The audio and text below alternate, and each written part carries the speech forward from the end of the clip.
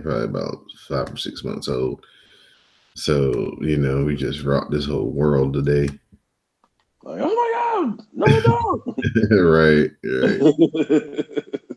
So he is definitely gonna be like, what the hell is going? He's been like that. We finally got him. Like we first brought him in, it was just chaos, and then we took him outside or whatever, and they kind of had more room to kind of do some Yeah. chaos. Then, then we took the new dog to the PetSmart, and then I took the other dog and walked him Yeah. really good. That's why I text you and Gotcha. tried to walk him really good to try to just get because he was just so riled up. Right. Try to get some of the energy out of him, and then once I did that, and then the other dog came back from PetSmart, it was better. Yeah. Yeah, but we'll see. Gotcha. All right, here we go, man. Know the score in three, two, one. Hello, and welcome to Know the Score. I'm your host, Don Delarente, and I'm joined by my co host, the Libra icon, Dwayne. What's going on, Dwayne? Not too much. It's been a pretty eventful week. Drafts done. Playoffs still in full swing. A lot of things going on. Let's get into it. Before we start, just a reminder you can find Know the Score on the web at www.cspn.us. You can also subscribe and download Know the Score through iTunes, SoundCloud, Stitcher Radio, Google Play, YouTube, Spotify, any place where you can download and listen to podcasts. So we'll get into it, Dwayne. NFL draft, like you said, took place in the city that you reside, Nashville, Tennessee. So, what was your impression of the NFL rolling into town, and how did things come off in your city? Impressions, it was very positive. A lot of people had a good time. I didn't go to any of the events, unfortunately. I was stuck at work, but from what I saw, from what I read, a lot of great things done with this event, and they had to set up outdoors at Nissan Stadium, just outside of the stadium. So they had the stage and everything set up, and the stage was covered, but it rained on Thursday night. But rain doesn't really stop any kind of big time events here that go down in Nashville, uh, things of that sort. But what I thought of the event, you know, it came off very well, and has people here kind of thinking a lot more ambitious events. Hopefully, not too ambitious, but you know, like another big event that involves a certain trophy. So, but also kind of doubt that would happen, being that the inconsistencies of the weather here. So it could either be a hot Super Bowl or a cold Super Bowl. But aside from that, it was a good event, good weekend, and things are returning back to normal here. So As for the draft itself, the number one pick, as expected, Kyler Murray, selected by the Arizona Cardinals. So that means that they have a log jam at the quarterback position. So on the second day of the draft, the Cardinals traded Josh Rosen to the Miami Dolphins.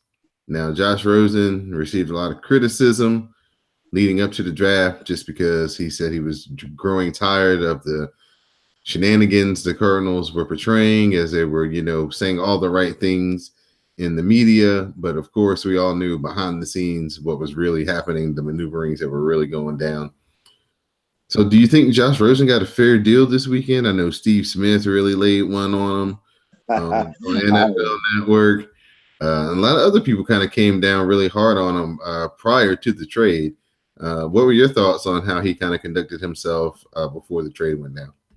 I agree with everything that everybody's been saying. This is a business. This is part of the nature of the beast. It's the NFL. This is what you signed up for. So, uh, you know, had you performed better, you might not be in this situation. Yeah, the firing of Steve Wilkes was very unexpected and unceremonious, but Steve Wilkes handled it with a great nature, and he got right back on his feet as a DC of the Browns. But had you played better, we probably wouldn't be talking about this situation. So yeah, there's no real sympathy from me for this. It's kind of one of those things. Life isn't fair. There's people out here with lesser who are not in like glamour jobs like the NFL as a quarterback and have worse issues. So yeah, it's one thing. This happens in the working world. This is what you signed up for. This is your job. Things are going to happen that you don't want to happen, and they're going to say certain things, and that's just the nature of the beast. You just got to learn to deal with it. What if this was, you're lucky this was Arizona? What if this was a city like New York or a big market like Chicago or Houston or Boston or the Bay Area? What are you going to do then? So, yeah, no real big sympathy from me over here. Sorry. Now the Raiders, they made the first shocking pick of the draft when they picked Cleveland Farrell, defensive end from Clemson, at number 4. A lot of people thought that they would have been able to get him later on in the draft with some of their lower picks they had in the first round. But John Gruden said he wanted this guy, so they got this guy. Maybe there were some trading things they wanted to trade, but nobody would trade with them, so they made the pick, and everybody was kind of scratching their head. Then the Giants followed the Raiders at number 6 On my beer. by selecting Daniel Jones, quarterback out of Duke, with the 6th pick. Now, nobody in any mock draft ever formulated throughout this whole draft process had Daniel Jones going 6th to the Giants. But there are a lot of ties with Daniel Jones to Eli Manning, the Manning family, the Manning passing camp, David Cutcliffe. So there is a prior relationship there with Eli Manning, which will allow the Giants to make a smooth transition because I guess Daniel Jones understands, hey, it may be 3 years before I actually play. And that's fine because, Eli's my friend and he'll teach me everything he knows. Right. So your thoughts on who made the most interesting uh, pick between the Raiders and the Giants? It's easily the Giants. I mean, you could say the Raiders because, to a lot of people, Farrell's maybe a virtual unknown, but it is definitely the Giants here because of the kind of the same thing I alluded to earlier.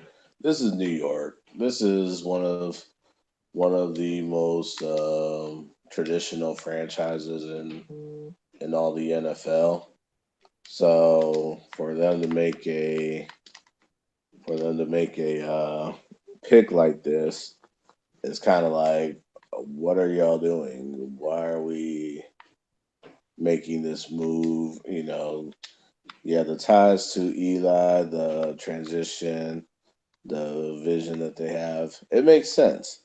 But I don't think that you have certain players that were available who were a lot better, and and then with the word of Gettleman's PR, his press conference is kind of like he felt like Jones wouldn't have been there at 17, so figured he better make the move now. But all things considered, the two teams that were looking for quarterbacks weren't looking at Daniel Jones at those two spots. So it's kind of wondering what was going on there. So I'll say the Giants had the most interesting pick, and can't wait to see what happens from here going forward. Dwayne Haskins, he fell, the quarterback from Ohio State. He fell all the way down to the Washington football team at number 15. So the Washington football team got their quarterback. And Washington, they traded back into the first round and they picked up Montez Sweat, defensive end from Mississippi State. So it was widely reported that Daniel Snyder wanted Dwayne Haskins, and there were reports that Daniel Snyder had taken over the Redskins draft room on Wednesday, and everybody was clowning and saying, "Oh, they're gonna screw up." But by all accounts, from anybody you talk to and throughout the whole entirety of the draft, Washington might have been one of the top 4 teams when it came to overall draft grades this year. Absolutely. I think this was a great draft. I mean, all things considered, we pretty much know Alex Smith isn't going to be the same ever again if he does return. So you have to make sure you have a good backup. And well, not even a backup. He's probably going to be the starter right away, I think. So this offense now, you figure you got This is where this is where, as a fan, I totally don't want to see this kid play at all next year. Not one single down, not a one. Because here's why: okay, we have a coaching staff that's basically like, probably not going to be there next year, right?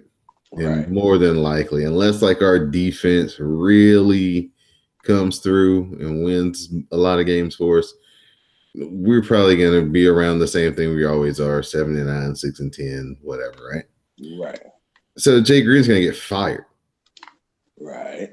So don't even put him out there. Let the new coach who's going to come in, that you're going to hire, that's going to be some type of offensive guru, quarterback guy, let him come in and have a fresh slate with Haskins that hadn't been beat up, hadn't had his confidence, plucked down or struck down or anything.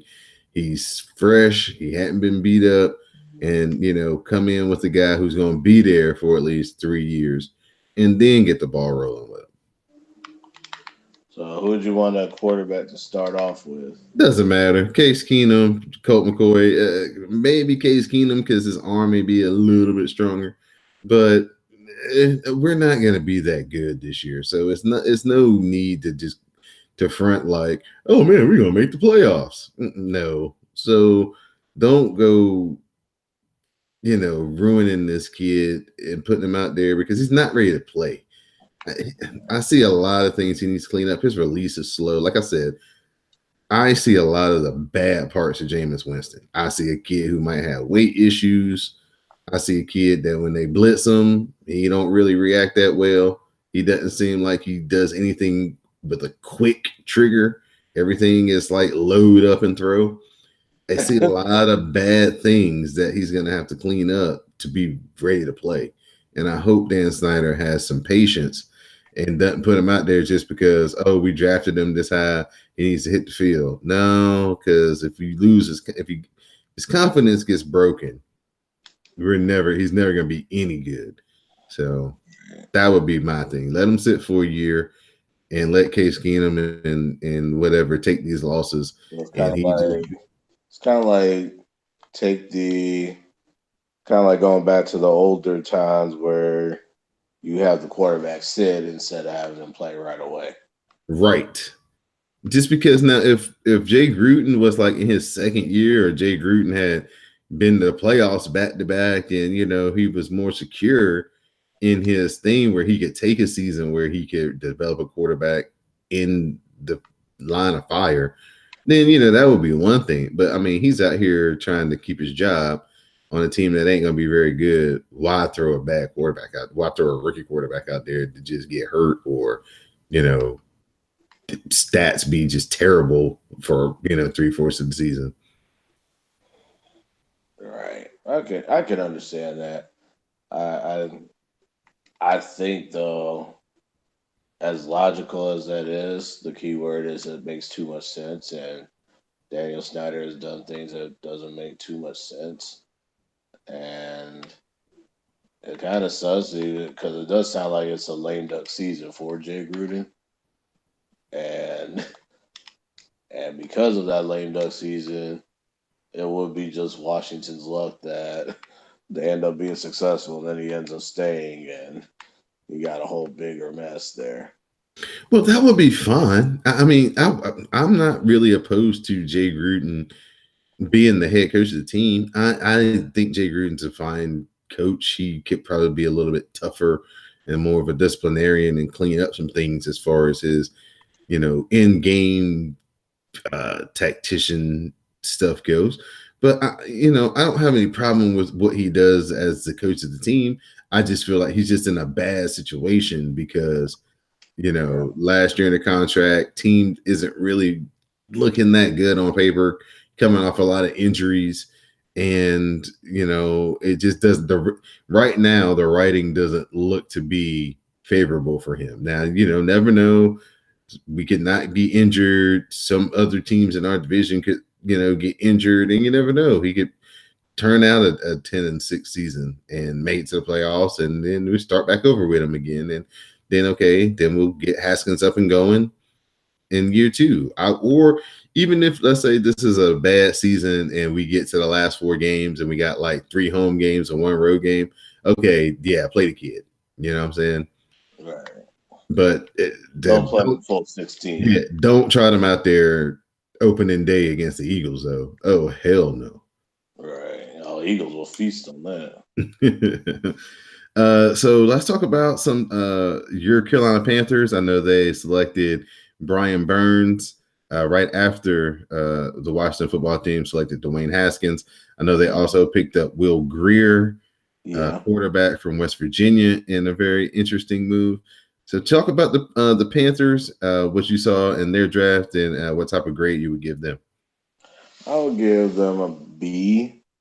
I love the Brian Burns pick only because we lost pretty much two big legends in Peppers to retirement, and then Thomas Davis to the Chargers because Panthers' main thing was they wanted to get younger, and so they already have a pretty deep core in the linebacking position. Of course, Luke is the anchor in the middle, so that's not going to change. Shaq Thompson should be coming back from injury, and then you had this kid Brian Burns on, and then we also have an edge rusher from Alabama. I think it was Christian Miller who went as well in the third day, and and then so you got your defensive ends there.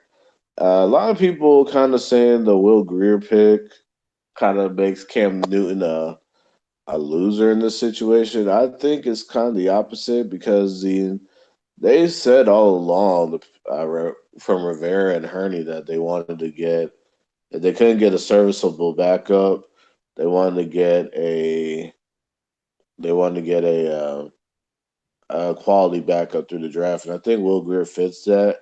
He's from Charlotte. He's a hometown kid, so he's he's literally been a Panther fan his whole life, and he gets to play at home. And he already knows what the role is. Everybody knows what the role is. We know who's the starter. Is Cam's team is still going to be Cam's team until things fall off. I also like the fact the Panthers shored up the offensive line because that needed to be done. Good. It was a good move to trade up for Greg Little, and then so you got Greg Little who should be on either at the blind side of left tackle or even at right tackle if Daryl Williams gets healthy and moves over. You had those two with Matt Paradis at center, and then you got the guards that should be able to keep Cam upright and hopefully make sure that shoulder doesn't get beat up like it has been over the last couple of years.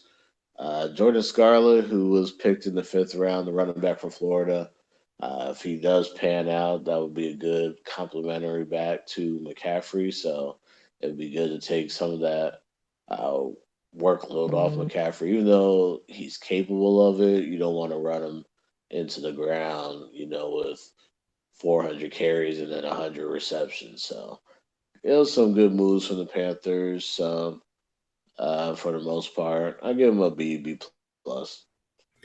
Before we wrap up the draft, anybody else that you thought had a pretty outstanding draft that you would like to just comment on? I know a lot of people were high on the Patriots, a lot of people high on Cleveland, just their offseason in general, Yeah, before the draft. So talk about just maybe somebody else you thought that really stood out to you with how they used the draft this year. I think DK Metcalf, who got drafted on by the Seahawks, that was a good move for him, and I think it's good for Seattle, especially with the fact that Doug Baldwin might be done for his career, which kind of caught me by surprise. Didn't know how hurt he was until they revealed how many injuries he was going through. So that could be a great replacement right there. And I also thought Quentin Williams. The Jets had a decent draft. I'd say I do agree with the Patriots and the who was it? Um, the Browns, of course. I did love the Eagles move, kind of just swooping in, taking the guy the Texans wanted, and just making the Texans settle for who Titus Howard. I mean, HBCU's kind of won in this one because Alabama State got a first round pick there, so that was pretty cool for Bama State and HBCUs in general because the talent is there. So um, some good, yeah. So those were kind of the winners I thought of the draft, and and then Josh Allen falling to 7 to Jacksonville, that already makes a potent defense even more potent. So I think the Jaguars were winners there as well. And just some final NFL news. Marshawn Lynch is planning to retire. So it looks like he's finally going to hang up the cleats. And as we were recording the last episode, Russell Wilson just got broke off a whole bunch of money. He is, for the time being, the highest paid player by annual salary in the NFL, over $35 million a season with this new deal.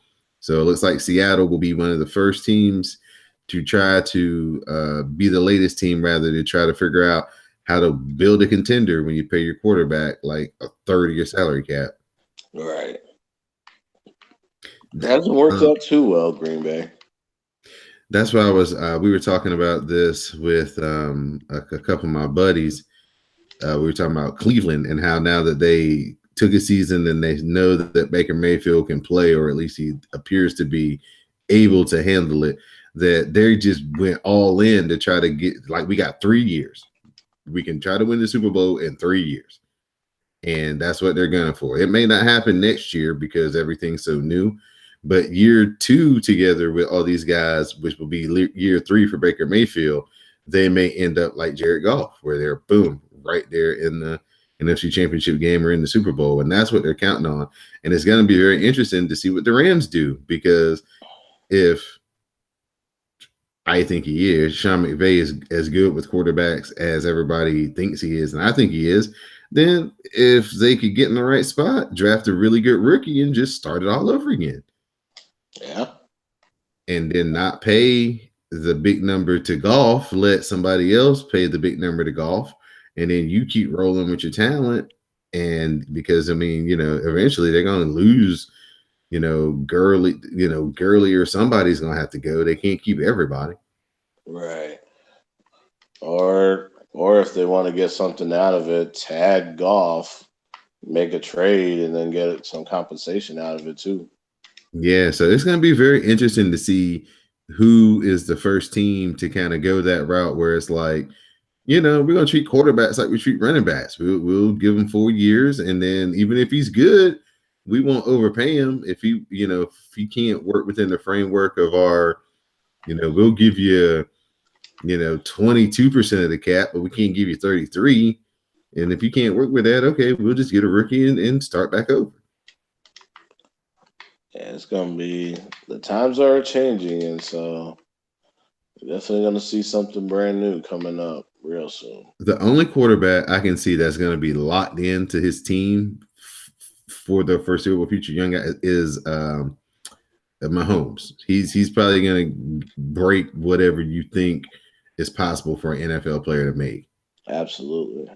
If you think that 155 or 60 million is kind of the cap on an NFL player salary, he's going to blow past all of that.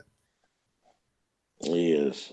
Yeah, but that's the only guy though. Everybody else, I feel like if teams are smart, don't spend all the money on your quarterback because man, it puts you in such a hole in the rest of your team.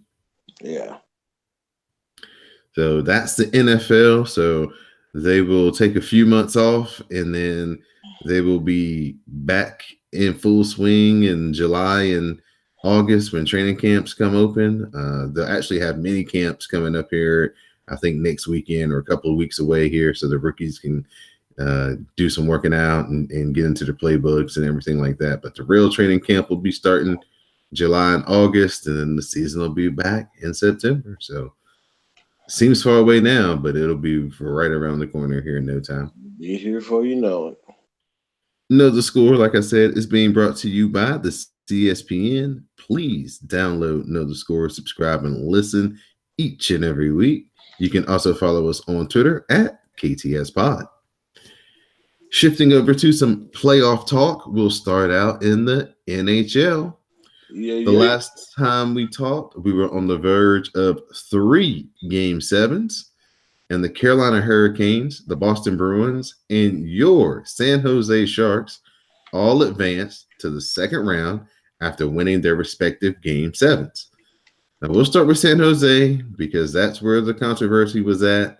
Oh, gosh, here we go. The refereeing was a little bit suspect, allowed some power plays and penalties that the Sharks benefited from. They got the game into overtime. There's a penalty called in overtime that led to a power play goal, and the San Jose Sharks advance. Take it from here, Dwayne. Okay. So here's what happened. So Cody Eakin of the Vegas Golden Knights, he hit Joe Pavelski, the Sharks captain. Pavelski fell on the ice, and he was bleeding from the head. Okay, and, looking at the replay, it was a cross-check. Was it a 5-minute major cross-check? Debatable. But the official didn't call it immediately. They actually went to review it, and then they put the penalty. Not only did they put a penalty up, they put a 5-minute major penalty up. So for those that don't know the rules in detail here, a major penalty is when it's excessive force, and it usually results in a game misconduct, and the team that gets penalized is on the power play for 5 minutes. So basically they're without. It's a 5-on-4 for 5 minutes, and the team that has 5, the team that has the man up, they can score as many goals as they want during the major penalty. So during these 5 minutes, the San Jose Sharks were down 3-0. This was late in the third period when this happened, and it looks like the Shark season is about to end in the Game 7 at home to a division rival, and they rallied back. They scored 4 goals in a span of 3 minutes and 33 seconds, put them up 4-3. So, controversy. Apparently, one of the players from Vegas was extremely upset about the penalty because it changed the whole course of the game and the whole course of the series. Here's my thing. Here's my response to that. You guys were up 3-1. Had y'all won Game 5 or Game 6 at home, there would have never been a Game 7. We wouldn't have this controversy. So the NHL did apologize to Vegas. This is Vegas' second year in the play in the NHL. They made the Stanley Cup final last year. Every NHL every NHL team's been hit with a bad call here or there. Welcome to the NHL. That's just what it is, and we just got to deal with it. So I'm a little biased, but hey, we won. We moved on. That's it. The Carolina Hurricanes, they got down 2-0 on the road to the defending Stanley Cup champions, but they rallied thanks to a shorthanded goal by Sebastian Aho, game tying goal at 3 by Jordan Stahl, and a game winning goal by Brock McGinn, and the Carolina Hurricanes stunned the Washington Capitals on the road and win their game 7. And Boston Bruins, they demolished Toronto. I think it was 5-2. 5-1. Oh, 5-1 in their game 7. So that was the drama. Knocked them out in the game 7 for the second year in a row. So that was the drama of the game 7s in the NHL. So that brings us to our new series. And in the East, the Blue Jackets and the Bruins are all tied at 1 game apiece. The Blue Jackets evened up the series with an overtime win on Saturday night. And those Carolina Hurricanes, after playing 2 overtimes in Washington to knock out the Capitals, they head up to New York on Friday. They win in overtime against the Islanders, and then they followed it up on Sunday with another come from behind win, 2-1, with 2 goals in the third period after they lost one of their top defensemen and their goalie. So the Carolina Hurricanes are the only team right now in the NHL playoffs with a 2-0 lead in their series. Out west, San Jose and Colorado are each tied at a game apiece, and so are Dallas and St. Louis. So now, Dwayne, you're our NHL handicapper. Which teams do you see making it to the respective conference finals in the NHL playoffs? Well, if I will say this first, no division winner made it to the second round. The 4 division winners: Tampa Bay in the Atlantic, Washington in the Metropolitan, Nashville in the Central, Calgary in the Pacific. None of them made it to the second round. So that breaks the field wide open. So in the East, I'm going to say we're going to see a kind of a former rivalry renewed here with the Bruins and the Hurricanes. I don't think the Hurricanes are going to wear any Whalers jerseys during this time, but I do see it's going to be the Bruins and the Canes in the East. And out west, I'm going to stick with my team here. And that's because I do think at the end of the day they are the better team, but we shall see. And I'm going to go with the Sharks, and it's really going to be tough for me to say this because I think that they are the better team, but their opponent has been playing some great hockey as of late. I think the Blues are going to hold off the Stars, but it will not surprise me one bit if we see the Stars in the final, in the West final, just because of how well they've been playing over the last month. Not even just at the end of the start of the Nashville series, but even the month prior to that, they've been playing some real great hockey. So I think Boston, Carolina, San Jose, and St. Louis. All right. So NHL playoffs have been really exciting, especially here in Raleigh. Game 3 is going to be here Wednesday night, and those people are going to be on full tilt because it's the first game back in Raleigh since they beat the Capitals, and they've won these 2 games on the road in the second round. So the fans here haven't seen them in over 10 days, so they are going to be on tilt on Wednesday night. Can't wait. The atmosphere should be fantastic, and hopefully they continue to play as they have.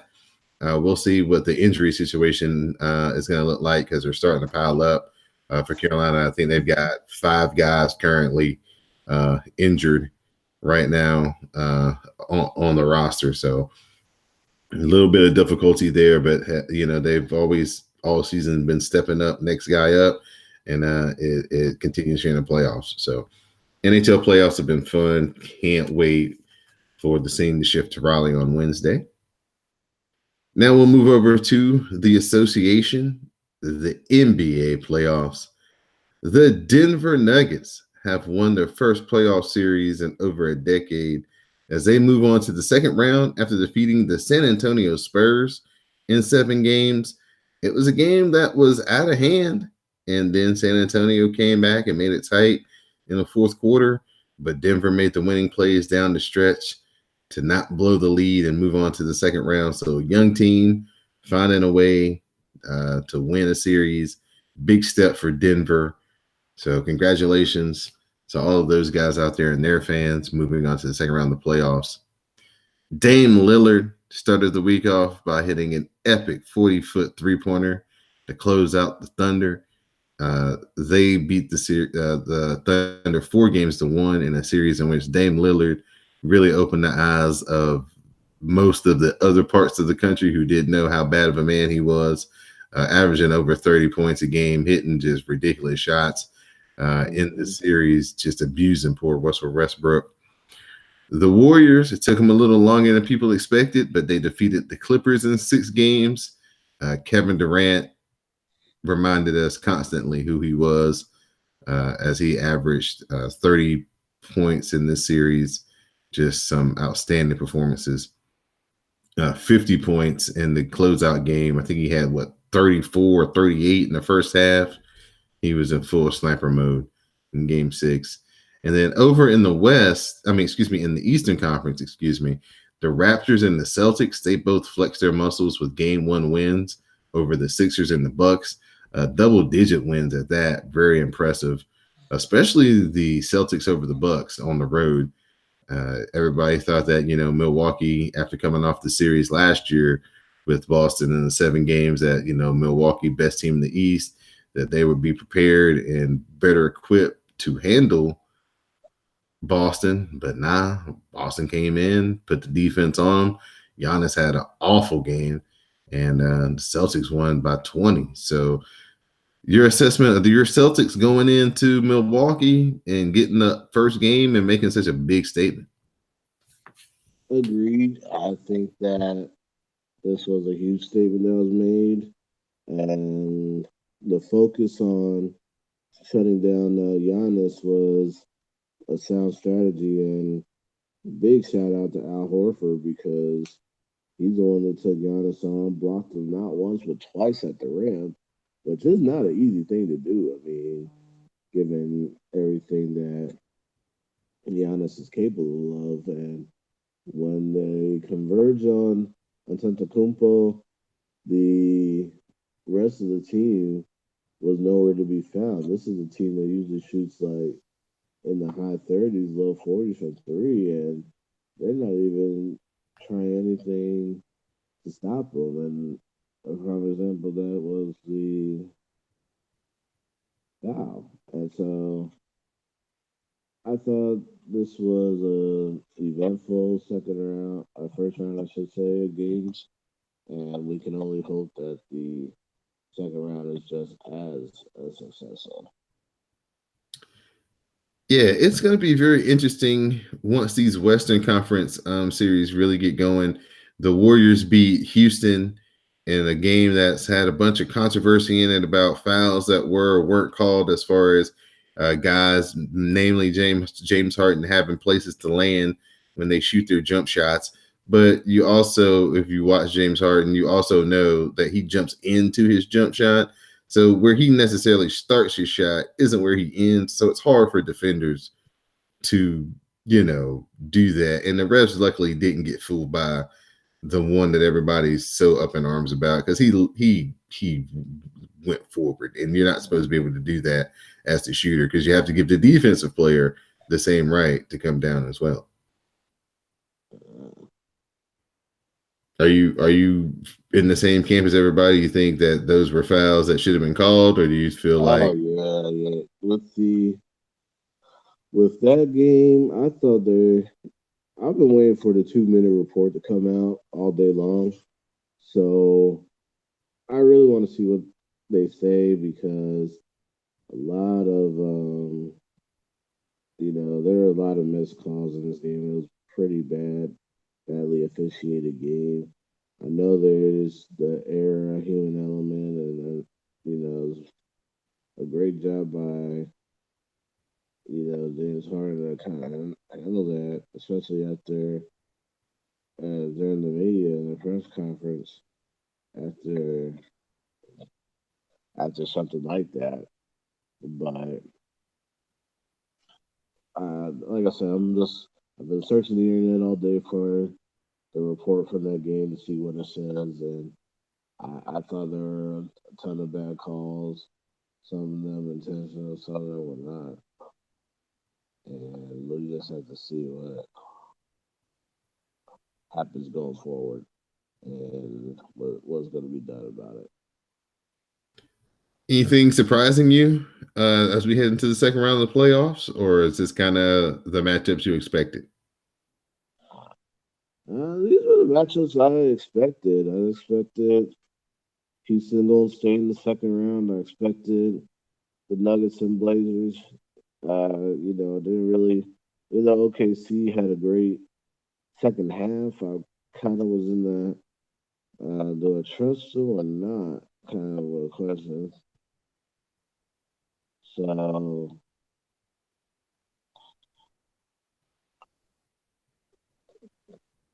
So it's just I don't see anything changing in terms of how these players are going to play, but we do need to make sure that the officiating is fair going forward. Yeah, hopefully that's not going to be the narrative of the series in the Western Conference, at least in that Houston Golden State series, where it's every night we're talking about 3 or 4 things the referees missed instead of the actual deciding plays on the basketball court. I thought that Golden State played really good defense yesterday. Houston shot at just an awful percentage from 3-point line, and Golden State, it was a tougher game than they probably could have been. Steph Curry was in foul trouble. They had some turnovers, but Houston, everybody thinks is the biggest threat to dethrone them. So it's going to be a tough series, but hopefully the referees can stay out of it and the guys can decide it on the court. Agreed. So Dwayne, at this point, man, unless there's anything else that you want to just add into the NBA talk, it's time for our shout outs and final thoughts. Shout outs to all the listeners, all the podcasters in the world of podcasting. Shout out to the KTS alumni, all the CSPN hosts, and as always, thank you, Don, for having me. My final thought is since we're talking about the NBA, I want to add the instability of the Phoenix Suns here. They're about to hire their 6th coach in as many years, and it's not good there. I mean, this was a team that was once the what's the word? One of the most prouder franchises, I should say, of the NBA, and now it's so much turnover, so much instability since Robert Sarver took over the team, and I don't see it going any positively anytime soon. James Jones, yes, LeBron James' former teammate James Jones in Miami and Cleveland is the GM now, and now he's looking for his own general manager, but it's just really crazy how unstable it is out there. Yeah, and it sucks because I mean they've got two of the, well, really three of the better young players in the league, and Booker, Aiton, and the Johnson kid that they got out there. And if they can just, like you say, get some stability with some coaching and some front office, then they may be able to turn some things around and get back to competitive status. But I think they have a Looney Tunes as an owner. And speaking from an experience, if you got a bad ownership, man, it doesn't matter what type of people you bring in there, what type of players you bring in there. It's more than likely going to be too much to overcome. Yeah, and I just think that something does need to change in Phoenix, and we'll just go for that need to change. All right. So for me, I just like to thank Dwayne for joining me once again this week. I'd like to thank everybody who listens to Know the Score and CSPN each and every week. Please support our sponsors over on CSPN.us. Click on the menu tab that says keep our podcast free. Do some shopping with one of our sponsors to help keep Know the Score free each and every week. Also, check out the Patreon page over on patreon.com/CSPN Media. Subscribe over there to listen to exclusive content only found on patreon.com. My final thought would be NASCAR. They got a boost in the arm yesterday as Chase Elliott won the Geico 500 down in Talladega, Alabama. So big popular win for NASCAR. Chase Elliott, the youngest face, the guy that everybody in the sport needs to do well so the sport can rise as a whole and become as popular as it was in the mid to late 90s. But they got to have this guy, mainly Chase Elliott, and I think also Chevrolet as a manufacturer. They got to start being a factor each and every week. I think a lot of what's caused NASCAR to kind of decline is that all the icons that used to drive Chevys retired, and the new guys who have replaced them haven't been able to deliver the wins and put those cars in positions, to win each and every week. And so Chevy has become a non-factor on most race days. And I think that's kind of hurt the sport, as well as Chase Elliott being the face, but not really having a breakout season where he wins 6 or 7 races. But maybe that'll happen this year.